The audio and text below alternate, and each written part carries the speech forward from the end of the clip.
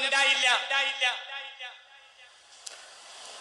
മഞ്ചേരി നെല്ലിക്കുത്ത് ആലി മുസ്ലിയാർ, നിങ്ങൾക്കറിയാലോ ആലി മുസ്ലിയാരെ. ആലി മുസ്ലിയാരുടെ നേതൃത്വത്തിൽ ഖിലാഫത്ത് ലഹള നടന്നപ്പോൾ രഹസ്യമായി കൂടിയാലോചന നടത്താൻ വേണ്ടി പോയ ആളാണ് സമസ്ത ഉണ്ടാക്കിയത്. ആരാ സമസ്ത ഉണ്ടാക്കിയത്? പാങ്ങിൽ അഹമ്മദ് മുസ്ലിയാർ. എന്ത് പറയാനാണ്? ഇതൊക്കെ ചരിത്ര രേഖയാണ്. എന്ത് പറയാനാണ് പോയത്? നിങ്ങൾ സാമൂഹിക ലഹള ഉണ്ടാക്കരുത്. നിങ്ങൾ പറയുന്നത് നേരാണ്, പക്ഷേ സാമൂഹിക ലഹള ഉണ്ടാക്കിയാൽ അതുകൊണ്ട് വലിയ ദുരന്തം സമുദായത്തിൽ ഉണ്ടാവും. അത് പിടിച്ചു കെട്ടാൻ നിങ്ങൾക്ക് കഴിയൂല. അന്ന് ഖിലാഫത്ത് പ്രസ്ഥാനത്തിന്റെയും കോൺഗ്രസിന്റെയും നേതാവായിരുന്നു ആലി മുസ്ലിയാർ. ആലി മുസ്ലിയാർ പാങ്ങക്കാരന്റെ താല്പര്യത്തെ നിരാകരിച്ചു. പിന്നെന്താ ഉണ്ടായത്? ഉണ്ടായത് ചെറുതല്ല. ആലി മുസ്ലിയാർ ഷഹീദായി. ആലി മുസ്ലിയാർക്ക് ഷഹീദിന്റെ കൂലി കിട്ടും. പക്ഷെ പ്രശ്നം ഉണ്ടായത് അതല്ല. വീടാന്തരം ബ്രിട്ടീഷ് പട്ടാളം കയറി നിരങ്ങി. വീടാന്തരം അവിടെ ഉണ്ടായ തിന്മകൾ പറയാൻ പറ്റും.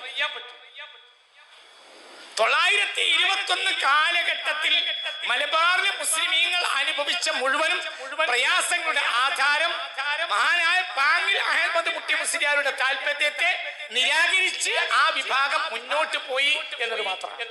എന്നാൽ സ്വാതന്ത്ര്യ സമരത്തിൽ ഇവരൊക്കെ ഉണ്ട്. മൈക്കയില്ലാതെ 928 ആയിരക്കണക്കായ ആളുകളുടെ മുന്നിൽ ബ്രിട്ടീഷുകാർ തോക്കും കൊണ്ട് നിൽക്കവേ പാങ്ങക്കാരൻ പ്രസംഗിച്ച ചരിത്രരേഖ ബ്രിട്ടന്റെ കയ്യിലുണ്ട്. ഇന്നത്തെ ചരിത്ര മ്യൂസിയങ്ങളിലുണ്ട്, എല്ലാം ഉണ്ട്. പക്ഷേ അതേ സമയത്ത് അവര് സമുദായത്തിൽ പ്രയാസങ്ങളില്ലാതെ സമുദായത്തെ നോക്കി, സമുദായത്തിൽ അരക്ഷിതാവസ്ഥ വരാതെ നോക്കി. രണ്ടും ഒന്നിച്ചു കൊണ്ടുപോയി. ഇൽമിന്റെ ഭാഗം മുന്നോട്ട് പോകണം, അതേ സമയത്ത് സാമൂഹികമായ കാര്യങ്ങൾ മുന്നോട്ട് പോകണം. ഈ നിലയിൽ നമ്മുടെ സാദാത്തുക്കളും ഉലമാക്കളും മുന്നോട്ട് പോയപ്പോൾ ഉണ്ടായ നേട്ടമാണ് മലബാർ ഇന്ന് കൈവശം വെച്ചുകൊണ്ടിരിക്കുന്ന ഏറ്റവും പ്രധാനപ്പെട്ട നേട്ടം. അതിൽ നമ്മളെ മുൻഗാമികളൊക്കെ വലിയ ത്യാഗം സഹിച്ചിട്ടുണ്ട്. അള്ളാഹു അവർക്ക് മഗ്ഫിറത്ത് ചെയ്യട്ടെ. നമ്മുടെ ഒരു ഗുണം എന്താ? നമ്മളെ ഗുണം നമ്മളെ വിരുദ്ധമാണ്. ഞാൻ എന്റെ ഗുണം 58ാമത്തെ വയസ്സാണ്. എന്താ ഗുണം? രണ്ടിന്റെ ഇടയിലുള്ള ആളെ കണ്ടു. സമസ്തയുടെ 1ാം യോഗത്തിൽ പങ്കെടുത്തിട്ടില്ല, പക്ഷെ 1ാം യോഗത്തിൽ പങ്കെടുത്ത ആളെ കണ്ടിട്ടുണ്ട്. ആരാണത്? കണ്ണിയത്ത് പ്രസംഗിക്കണേ കേട്ടിട്ടുണ്ട്. കണ്ണിയത്ത് ദുആ ചെയ്യണവും കേട്ടിട്ടുണ്ട്. ശംസുൽ ഉലമ ഇരിക്കുന്ന യോഗങ്ങൾ, അവിടുത്തെ സംസാരങ്ങൾ എല്ലാം കേട്ടു. അവിടുത്തെ നിലപാടുകൾ മനസ്സിലാക്കി. അതായത് ഇത് പുതിയ തലമുറ ശരിക്കും മനസ്സിലാക്കണം. അവർ ആ കാര്യത്തിൽ കാണിച്ചിരുന്ന ശുഷ്കാന്തി വളരെ വലുതാണ്. അഹ്ലുസുന്നയുടെ ഏറ്റവും വലിയ പ്രത്യേകത അഹ്ലുസുന്ന തന്നെയാണ്. എന്താണ് അഹ്ലുസുന്ന? അതാണ് ദീനുൽ ഇസ്ലാമിന് പിൽക്കാലഘട്ടത്തിൽ അവാന്തര വിഭാഗങ്ങൾ വന്നപ്പോൾ സ്വഹാബത്തിന്റെ കാലഘട്ടത്തിൽ തന്നെ കൊടുത്ത മറ്റൊരു പേരാണ് എന്ത്? അഹ്ലുസുന്നത്തി വൽ ജമാഅത്ത്. ഇത് പുതിയ ഒരു പേരല്ല. അഹ്ലുസുന്നത്തി വൽ ജമാഅത്ത് ഏത് വിഭാഗങ്ങൾക്കെതിരെ?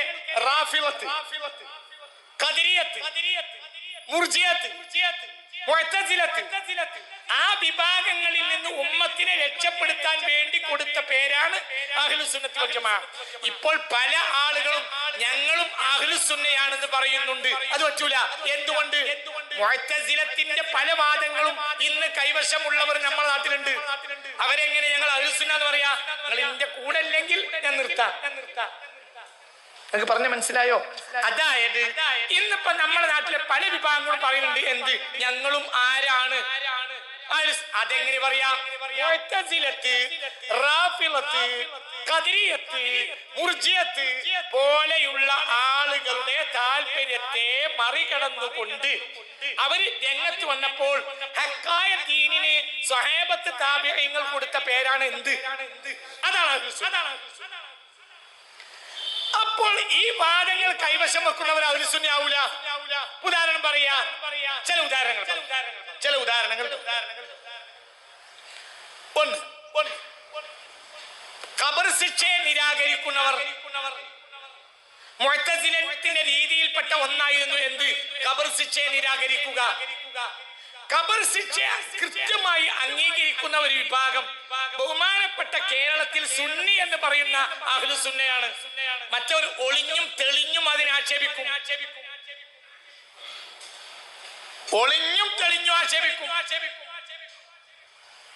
ഇപ്പോൾ പലരും കയർത്ത് മുന്നോട്ട് വന്നു. വലിയ ആപത്തിലേക്ക് നീങ്ങാൻ പോകുന്ന സമുദായം മുണ്ടാതെ ഇരുന്നാൽ ഉത്തരവാദികളോ? വലിയ ആപത്തിലേക്ക് സമുദായം പോവാണ്. മിണ്ടാതിരുന്നാൽ ഇതാ ലഹറത്തിൽ ബിദഉ വസക്കത്തൽ ഇൽം. നീ വേറെന്ത് പറയാ? ഖദരിയത്ത് ഈമാന്റെ 6ാമത്തെ കാര്യം നിഷേധിച്ച കൂട്ടരാണ്. അല്ലാമ മൗദൂദിയുടെ തെറ്റിദ്ധരിക്കപ്പെട്ട മതം അടക്കമുള്ള അദ്ദേഹത്തിന്റെ ഗ്രന്ഥങ്ങളിൽ ഈമാൻ കാര്യം 5ആയിട്ടാണ് എണ്ണിയത്. ഇത് അഹ്ലുസുന്നയുടെ രീതിയല്ല. നമുക്ക് പറഞ്ഞത് മനസ്സിലായില്ലേ? അഹ്ലുസുന്നയുടെ രീതിയിൽ ഈമാൻ എത്ര കാര്യമാണ്? 6ആണ്. അപ്പോൾ ഇന്നത്തെ വഹാബിക്കോ ജമാഅത്തുകാരനോ ഞങ്ങൾ അഹ്ലുസുന്നയാണെന്ന് പറയാൻ പറ്റൂല. ഷിയാക്കൾ അഹ്ലുസുന്ന എന്ന് പറയാൻ പറ്റൂല. എന്തുകൊണ്ട്? അവർ ശൈഖൈനി ആക്ഷേപിക്കുന്നവരാണ്. ആരാണ് ശൈഖൈനി? മഹാനായ സയ്യിദുന സിദ്ദീഖ്, സയ്യിദുന ഫാറൂഖ്, അല്ലാഹു അവരുടെ ദറജ ഏറ്റി കൊടുക്കട്ടെ. ചിന്തിക്കണം. അപ്പൊ ഇന്നിപ്പോ എല്ലാവരും പറയാൻ ഞങ്ങൾ അഹ്ലുസുന്നയാണ്. അതിൽ ആർക്കും പ്രശ്നമില്ല.